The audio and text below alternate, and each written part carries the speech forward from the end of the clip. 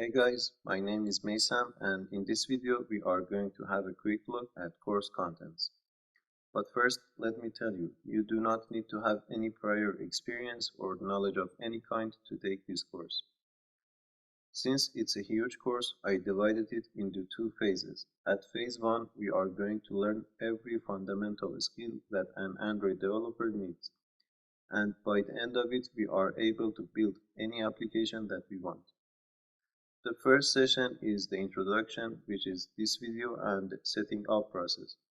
We will install Android Studio and things like Java Development Kit and our emulator.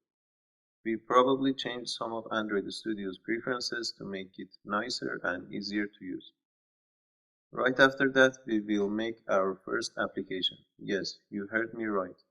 We are ready to make our first application. Not a complex one, of course, but a small one to get familiar with making a new project process and also with some of Android Studio's Windows and environment.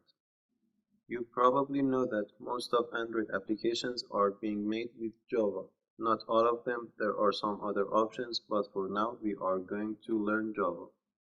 I have a surprise for you at the end of this video. I'm pretty sure you will be excited about it. So stay tuned. But in this session, we will learn things like variables, arrays, operators, and more complex things like object-oriented programming, polymorphism, inheritance. It will be a detailed session and we will learn a lot. After learning Java, it's time to learn about user interface. Basically, user interface is a fancy name for how the app looks like, or how the app is being shown to the user. It's easy and necessary, so we are going to learn it at the beginning.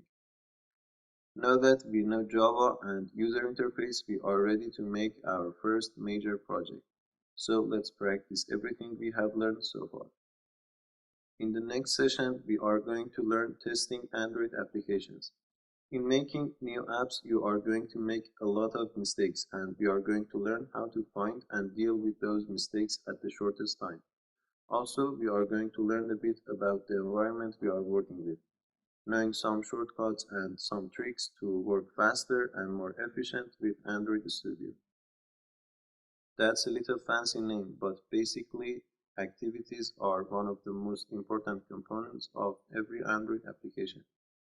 Fragments are what makes your application to be able to look and behave in different configurations, like different screen sizes, or on different devices. After that, we will learn how to do tasks in the background.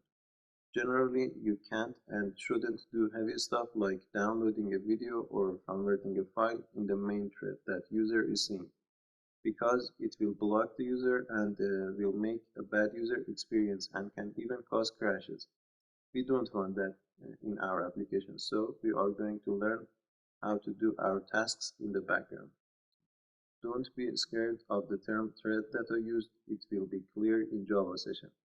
Also, background working is one of those topics that Google has changed a lot recently. So, even if you are an experienced Android developer, you can benefit from this session. Next, we will take a look at networking, or connecting our app to the internet, by receiving and sending files and messages. Up to this point, we have learned a lot and we need to see those skills in practice, so we are going to have our second major application. When we speak of databases, we speak of permanent data storage. I mean, we don't want to lose the user's data when he closes the app or when he restarts his phone. In this session, we will learn how to make databases and how to save data or query data from databases. We will start by creating a SQLite database, and after that, we will work with Room database. Next session is going to be a lot of fun. We are going to learn how to add YouTube and Google Maps functionality in our applications. I mean, like all of them. You will be able to play YouTube videos in your applications. You will be able to track your users' location. And of course, a lot more.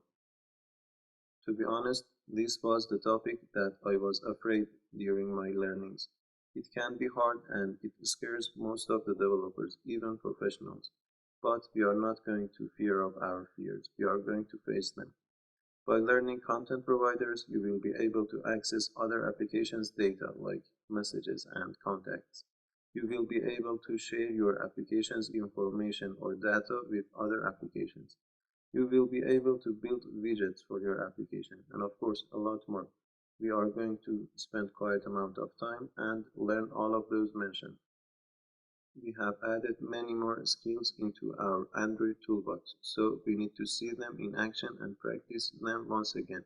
So we need to have a major project once again. It can be added to your portfolio as well. Next, we will learn about notifications, how to send them, how to listen to them, how to take actions upon them, and a lot more. It's one of those topics that Google has changed a lot recently. So once again, even if you are an experienced Android developer, you will benefit from this session. After that, we will work with files, I mean images and audios and those kind of stuff. We will learn how to save them, convert them, and rename them, and of course a lot more. Working with files is one of those things that you need to be careful about, because if you make a little mistake, it can easily cause memory leaks and crashes and bad user experience. In the next session, you will learn how to build a user-friendly audio and video player, one that has the ability to add advertisements in between videos, stream online and offline, adding playlists, and a lot more. We are almost done with phase 1 and have learned almost all the fundamental skills that we need in order to create a real-world functional application. So we will make one. Working with Google as a developer has its own tricks. There are a lot of things that can guarantee your app's success or failure in the publishing process. So we will take a look at that process as well. Phase 1 is done and you are ready to build, test, and publish any application that you want. But why do we need phase 2? Because if you want to have better chances of getting a good job, you are needed to have other skills as well, because industry demands those skills. In another word, in phase 2, you are going to be a job-ready developer and learn absolutely everything that helps you land your first job. The first of those skills is Git. Basically, Git is a version control system and you can manage different versions of your code during the time. But why one would want that? Because projects can go big very quick and have several programmers work on them at the same time. It's a real need for an above average team to manage their different versions of code. But nowadays you can do much more on Git, and especially its community GitHub.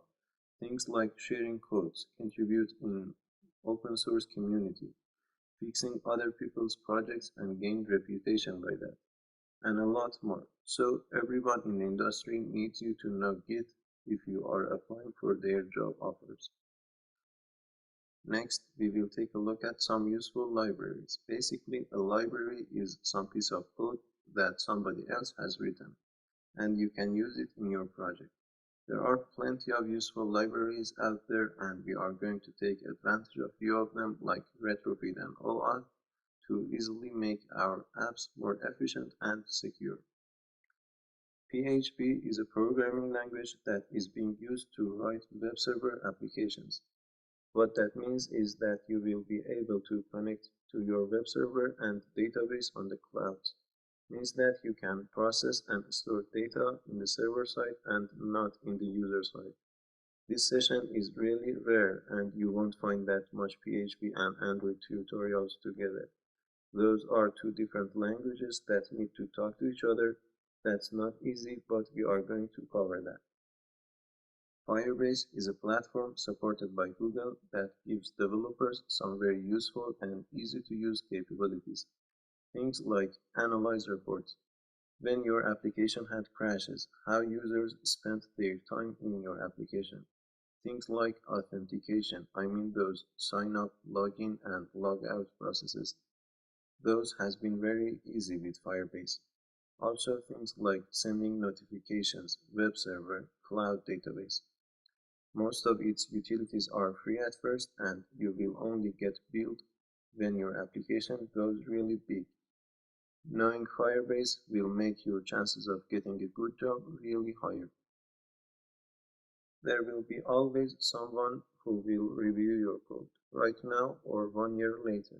Or even you yourself might need to check your code after a few years.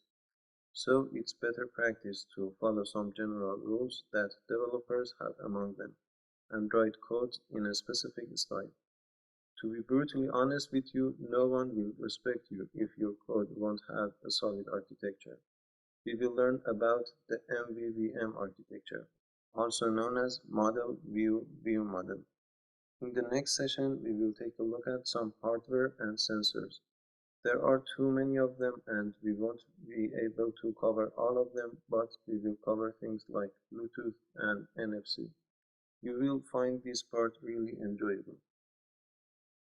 As a developer, you will spend most of your time debugging yours or others' code, so you need to have a solid understanding of how to do that. We will look at UI testing and Espresso library and a lot more. Finally, this is my surprise. Kotlin is another language that Android applications can be written with. And not just a language, it has Google's support behind it. Since 2017, it's official, and in every move since then, Google has tried to make developers to use Kotlin instead of Java. Many companies are rewriting their apps from Java to Kotlin, and Kotlin is a plus for finding new jobs, so we will learn it together.